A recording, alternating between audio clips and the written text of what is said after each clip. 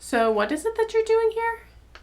Oh, I'm Victoria. I'm just here to kind of shadow you today, see what you do, how you document, how you enter your billing. Oh yeah, so I use the app for my billing and it's really easy. I can pull up my patients, I'll show you. And then I can just enter in the codes and stuff and bill for them like while I'm driving home from work. You what?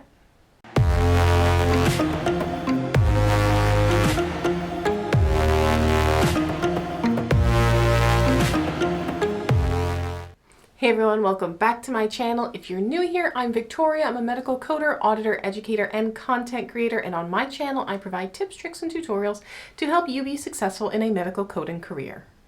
Today's video is sponsored by OnlineDegree.com. A certification program is really one of the best ways that you can get into medical billing and coding because it prepares you for way more than just passing a certification exam. I have had so many people reach out and say, Victoria, you really inspired me and I want to get into medical billing and coding, but I don't know what program to get into. So what do you recommend? Well, there's a lot of factors that go into that. Where are you located? How much are you willing to spend? How much time do you have to dedicate to this program? OnlineDegree.com helps students find the best certification for them at the lowest price. So if you go to this link, it will take you to my custom quiz to help you find the best program for you.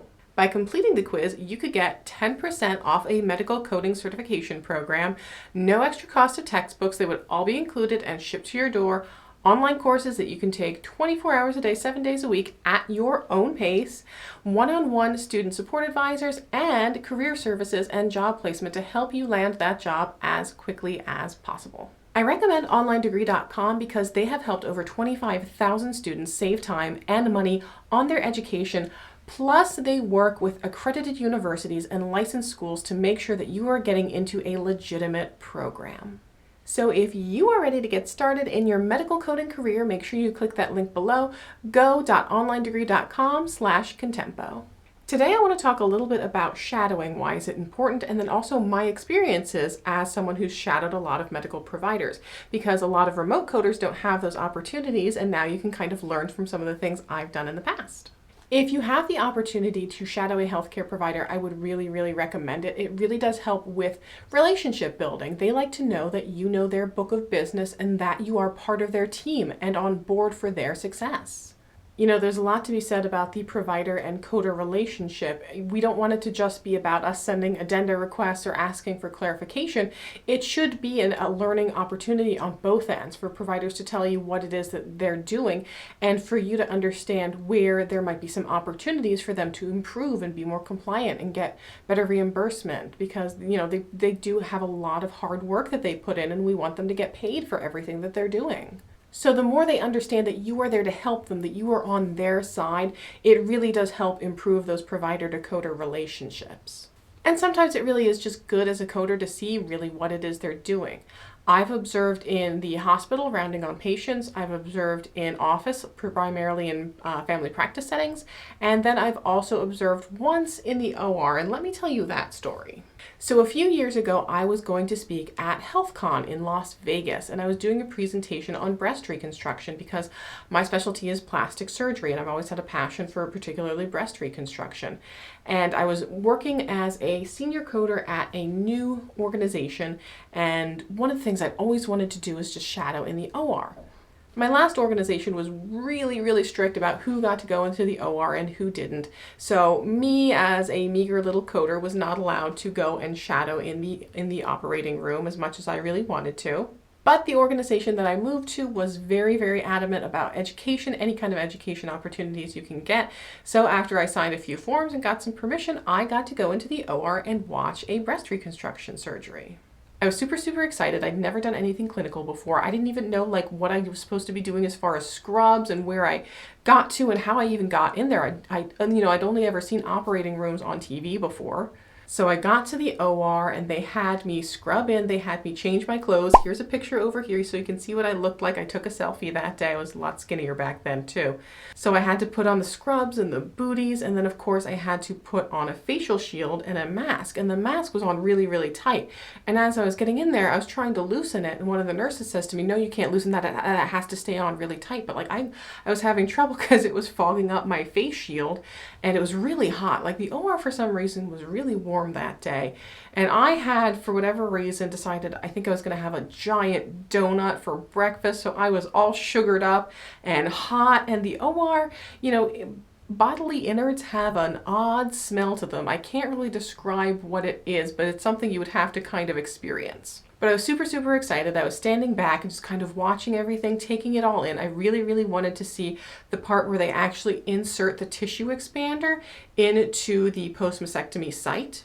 So I'm leaning in and I'm all excited and I'm watching the operation, but my things are fogging up and I can't breathe because this mask is way, way, way too tight and it's hot and there's just this funky smell and it just got to me. And then all of a sudden I just go,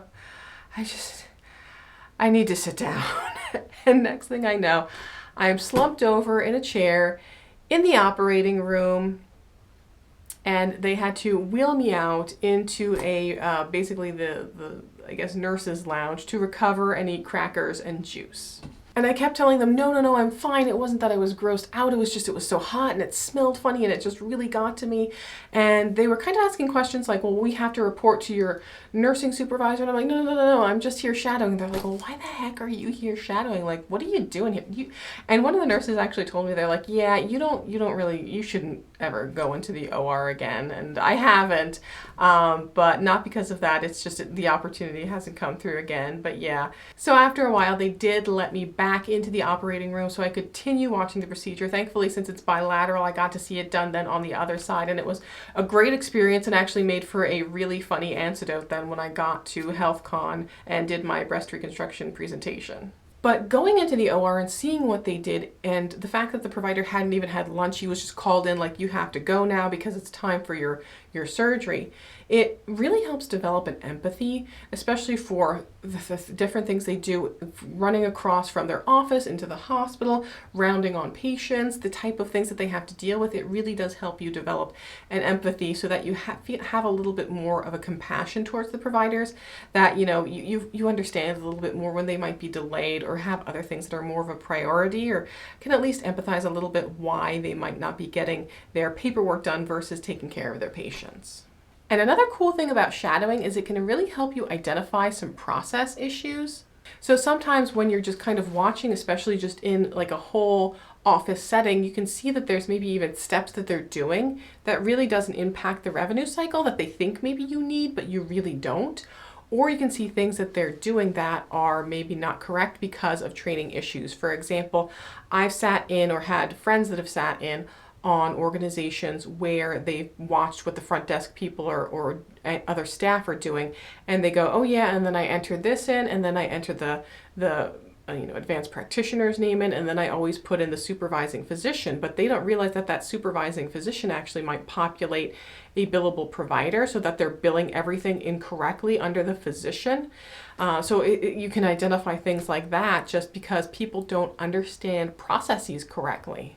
I've even had issues in the past where nurses or staff had said, we think this provider is way overbilling. The things that they're saying they're doing, I'm telling you, Victoria, they are not doing. And I've personally been in on provider visits where I've watched start to finish what they've done and then looked at their documentation afterwards and went, I know that they did not do a complete review of systems because I was there and I did not hear those questions. And then just the opposite. Sometimes I'm finding things that could support a higher level of service that they're not documenting. So for example, in the hospital setting, I would often see these providers, especially hospitalist providers, talking to specialists, and they would discuss these patients' case just as this drive-by. They weren't even thinking about it. Like the cardiologist was just walking by, rounding on their patients, and they would go, hey, yeah, are you seeing this patient over in 210? Oh yeah, I'm about to see the 210 patient. Their levels aren't looking so good today, and blah, blah, blah. And they'd sit and have this whole conversation about the patient, and it would never make its way into the documentation because I guess they just didn't think it was important to document that to build up on their level of service. Like they didn't realize that factored in, that could give them extra points to their medical decision making and help support them getting those higher levels of service for those complicated patients that they're taking care of. So really getting to go on site and do those kinds of in-person things are really, really beneficial and help you develop just a strong understanding of everything that goes on in a practice and the revenue cycle that you may not see working remotely. If you are working remotely and have specific providers that you work with, you might want to get in on some of their team meetings so that they understand that you're part of their team and you want to help them out and make sure that they're getting reimbursed correctly for everything that they're doing. But hey, if your stance as a medical coder is that you just like doing the coding and you just want to get the charts, put the codes in and do everything correctly, I fully respect that as well. I hope you found this video informative. If you did, make sure you give it a big thumbs up. Don't forget to subscribe and hit that notification bell so you get alerts when I post new episodes. I will see you in the next episode, and until then, just keep on coding on.